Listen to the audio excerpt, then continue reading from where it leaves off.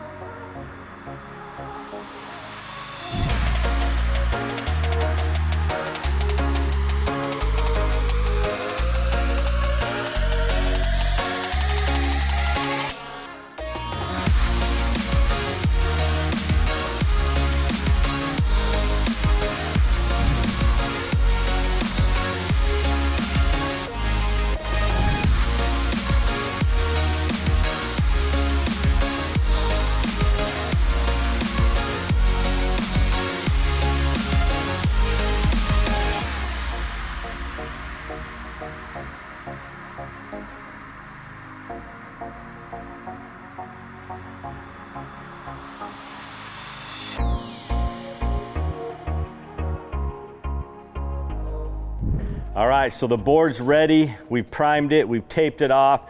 We're getting ready to do our Leggari Stone Kit on it using our Midnight Pearl and just white spray paint. How we get this look is the dirty pour technique. It's been around for a long time.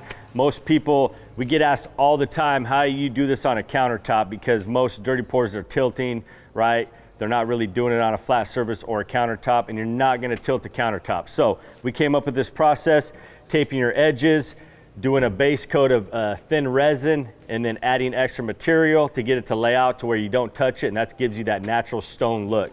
So I'll kind of go through the amount. So for the base coat, you want to use 2 ounces of epoxy for your base coat to kind of slick that board off, get rid of surface tension. That's going to let the dirty pour material flow easier. Again, that way we don't have to touch it, move it, and that creates those natural looks. When you're doing the actual dirty pour, you're going to need about 9 ounces per square foot. To get that to level out and cover the whole surface without touching it.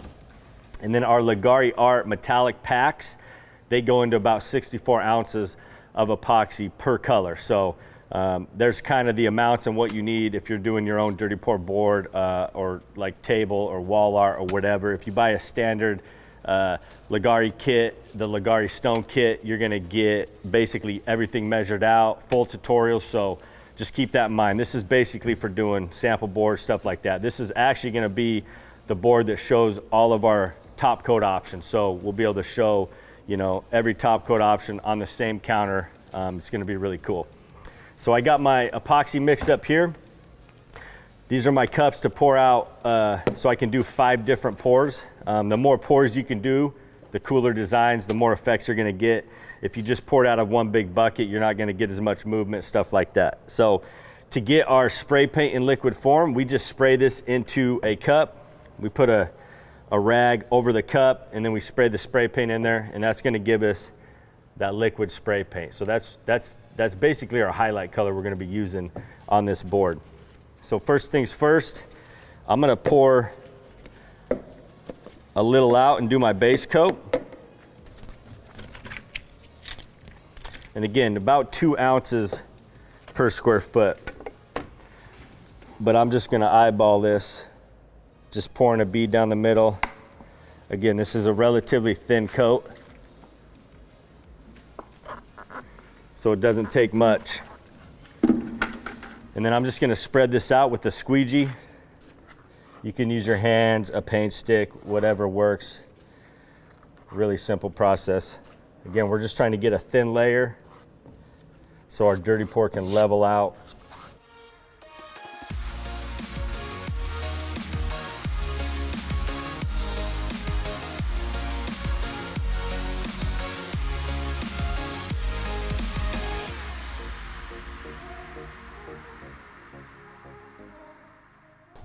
Notice I'm not really pushing up to the tape hard.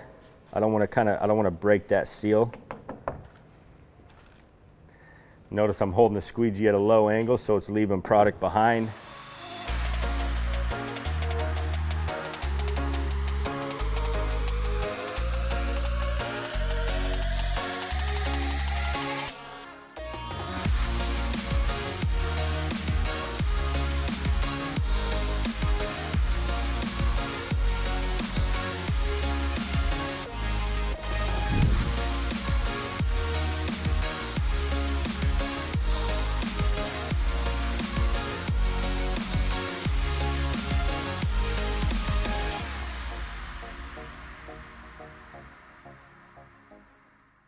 All right, so now we got our base coat on there. Now when we do our pours of the dirty pour, it's gonna let the resin flow out a lot easier. So I got my cups here. I'm going to pour out an even amount in all of these cups.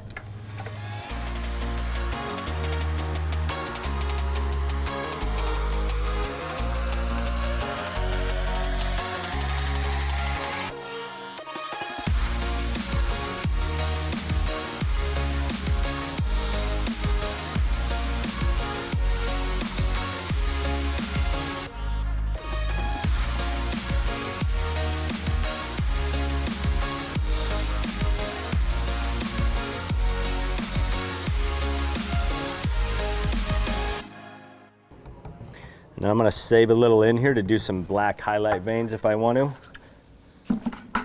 So when you're pouring spray paints into the epoxy, even if I poured it in first, it's all gonna kind of come to the surface anyways. So we're gonna pour some white into all of these. Different spots.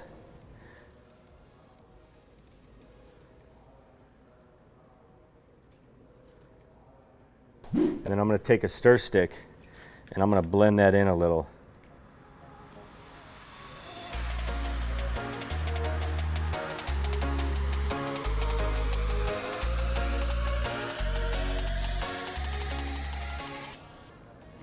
Try to get some of that white down into that mix. But again, I don't want to mix it so much to where it just kind of white disappears. All right, so we're basically ready to do the dirty pour process. So an easy way to map out like your design, because we got that base coat on, I can just kind of take a paint stick and kind of create some designs in it. Again, I like the more random pattern.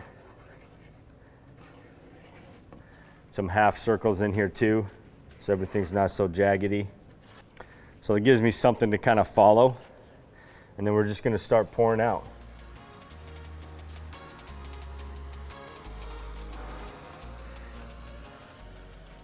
You can see the beautiful look that's going to give us from mixing that white in there a little bit. It's absolutely gorgeous. All these should relatively be a similar look once they're poured out. But notice like down here it's a little more black, and over here it has a lot more white. So my next pour, right off the bat, I want to start on this end, right? So I can get some more, so I can get some white over there. So we'll come back here now that we're down to the black and do a couple over here. Now we'll take our second one and we'll start on this side. And you'll see we'll get a lot more white.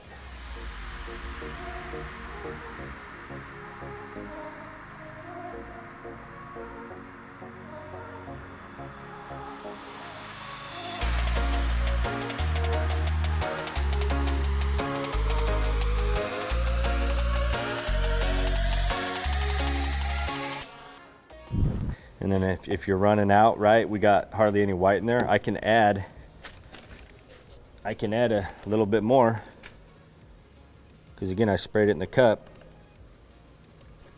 And then again we'll just mix this in a little, because if you don't mix it in and it's all on the top, once you pour it out, you're just going to have a big white spot of spray paint. So now we'll come back and we'll get some more white out here. Once we get a couple beads poured out, again, I mean, this is obviously going to level out and touch, so I don't want to pour a fat bead right there. So I want to go everywhere there's really bare spots and try to pour away from the bead a little bit.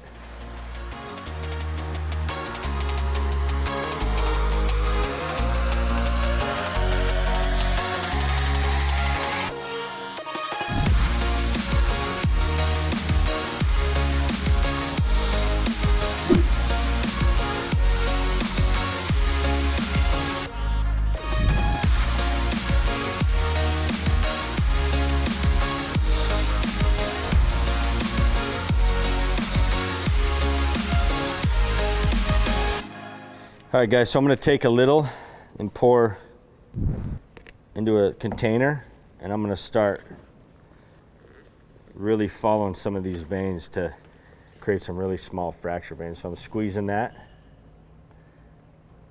so it doesn't come out fast.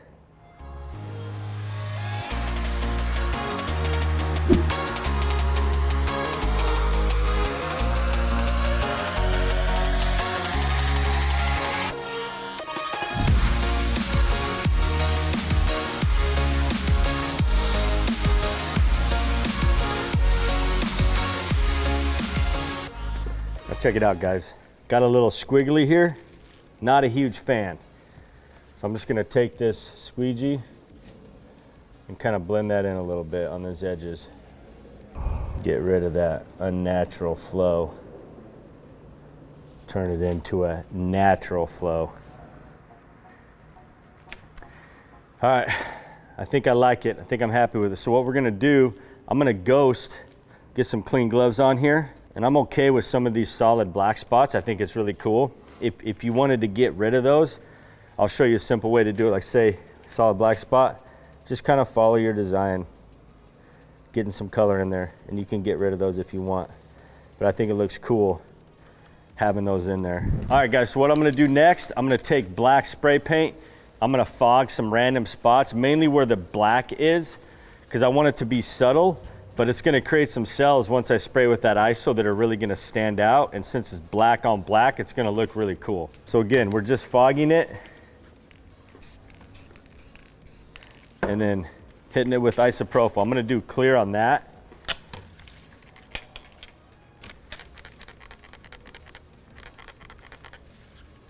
Okay, so we're just going around hitting the really, this isn't really spraying a fog out. Not a very good tip here, but you'll see what it does. It creates some really cool fracture cells in there.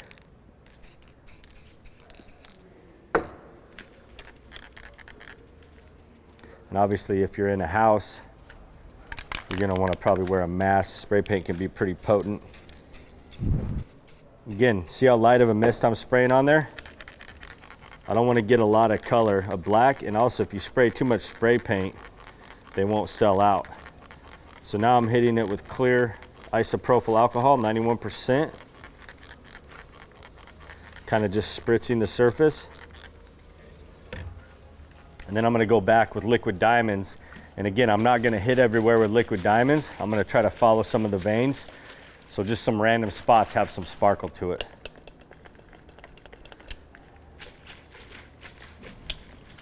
And the liquid diamonds is a lot thicker metallics. So you kind of got to shake it up as you go. So again, just random spots of some of that sparkle, liquid diamonds.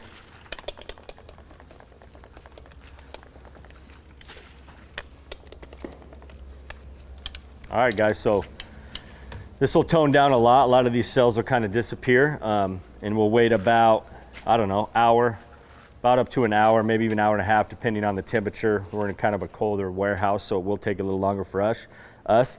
But the best way to tell when it's ready to pull the edges is to fold your stuff back. See how fast it's moving down? A lot of that's gonna pull the design away. So it's too early. So if we were to pull the tape right now, what's gonna happen is probably from like here back, it's gonna start running and pulling, and this will look nothing like it does the next day.